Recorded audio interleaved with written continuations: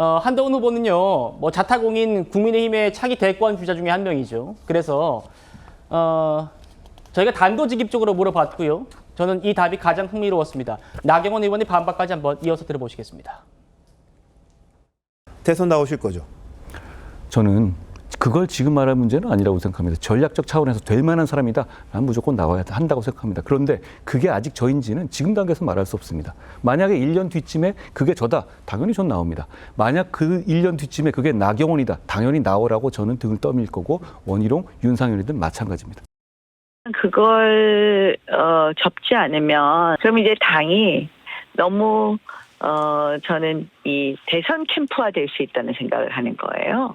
실질적으로 특정인의 대선 캠프화 된다는 것은 당이 뭐 특정인의 사람으로 바뀌는 것부터 시작해서 특정인에게 유리하게 바꾸는 경우에는 우리가 더 많은 대선 후보를 가질 수 없게 되고 그것은 스스로 우리 당의 경쟁력을 갉아먹는 것이다. 자기의 사심이 먼저인 사람이 당을 하게 된다면 이 당이 튼튼한 공당이 되지 못한다는 것이죠. 사당화가 될 수 있다. 설 변호사님, 될 만한 사람이라면 무조건 나와야 하고 1년 뒤에 그게 나다? 그러면 저는 당연히 나옵니다.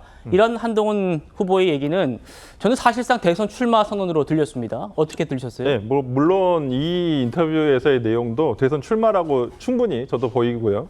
하지만 저는 그보다 앞서서 지난 일요일 날 어떤 출마 기자회견을 하면서 그 출마 기자회견 문 자체가 저는 대권 선언문이라고 저는 생각합니다. 지금 뭐 그 안에서 다른 분들도 뭐 얘기를 하고 있었지만은 그나마 어떤 28분 동안의 어떤 연설을 통해 기자회견을 통해서 회견문을 통해서 본인의 이제까지의 잘못을 먼저 반성을 하고 그다음에 당이 앞으로 어떻게 가야 되는가. 그중에서도 중수청, 중도, 수도권, 청년층을 공략을 해야지만 국민의힘이 다음 선거에서 이길 수 있다는 어떤 구체적인 방안을 제시를 하고 있거든요. 그런 면에서라면 저는 지금 한동훈 비대위원장이 전 비대위원장이 지금 제시를 하고 있는 어떤 이러한 내용 등이 단순히 당대표만을 하겠다? 1년간의 당대표, 또 지방선거 전에 그만둬야 되는 입장에서 어떤 실권이 특별하게 있지도 않은데도 불구하고 이 당대표를 나서는 것은 향후에 있을 대권 후보까지도 염두에 두고 있다고 보고요. 저는 그런 부분에서라면 지금 한동훈 비대위원장이 상당히 중도, 아까도 우리가 인터뷰 기사에서 봤습니다마는 중도층을 굉장히 지금 소구로 하고 있거든요. 그것이 곧 필승의 어떤 요소가 될 수 있다는 것도 지금 한동훈 비대위원장이 정확하게 분석을 하고 있는 거예요. 근데 지금 제가 이렇게 보면 저는 이제 중도 입장에서 그 확인을 보면 굉장히 긍정적으로 보고는 있는데 오히려 지금 국민의힘의 강경 보수 진영에서는 지지층에서는 상당히 이 특검법 제안이라든지 이런 부분에 대해서 한동훈 비대위원장이 실망했다는 기류들이 있어요. 근데 저는 그런 부분 지금 그게 중도의 시각이라는 거죠? 아니요. 그런 강성 지지층 등이 특검법 제안에 대해서 굉장히 한동훈 비대위원장에게 실망을 했다고 해요. 저는 이해할 수가 없어요. 실제적으로는. 근데 이걸 아셔야 돼요. 이제까지 DJ 정부에서의 노무현 대통령이 후보로 선출돼서 대통령이 됐고요. 그래서 정권 연장이 됐고요. 그다음에 이명박 정부 때 박근혜 대통령이 됐어요. 근데 그 두 분 간의 관계가 좋았나요?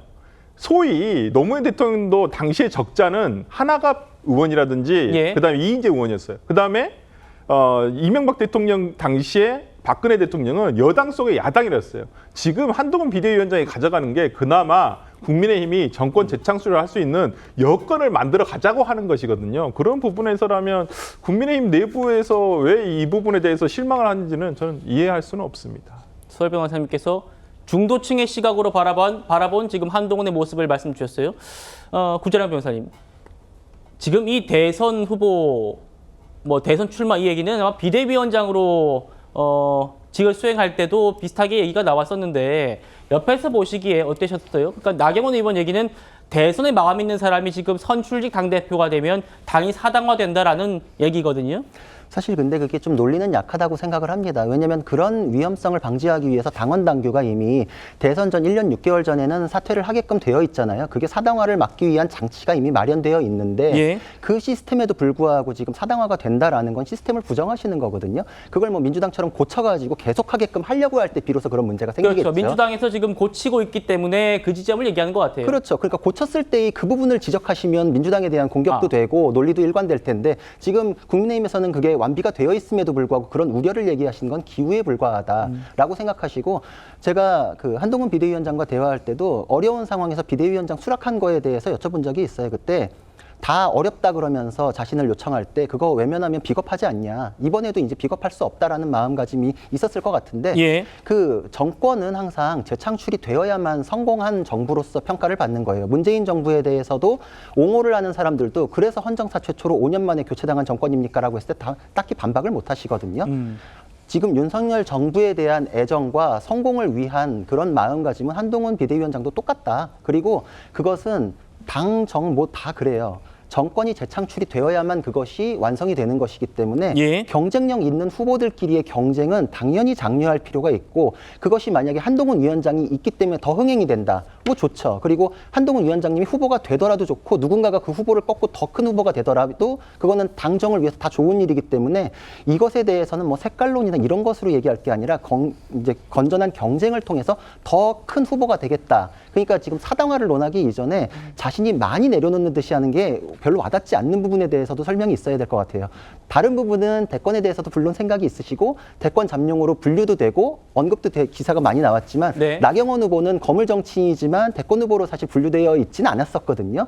본인은 오히려 서울시장이나 이런 쪽에 관심이 있지 않을까. 그럼 이제 뭐 당대표 그만두고 지방선거에 서울시장 나가신 것도 포기하실 겁니까? 이렇게 물어보면 아마 대답이 딱히 명확하게 나오지 않을 것 같은데. 그 질문을 누가 했었는데 예. 1년 뒤에 지선이 있기 때문에 그때 답하겠다 이렇게 얘기를 하셨던 것 그럼 같아요. 입장은 다 똑같지 않습니까? 예. 대선에 대한 입장이나 지선에 대한 입장이나 후보들은 다 똑같다. 그러니까 누구를 지금 같은 논리로 공격할 수 있는 알겠습니다. 상황은 아니다 이렇게 생각을 합니다. 예, 알겠습니다.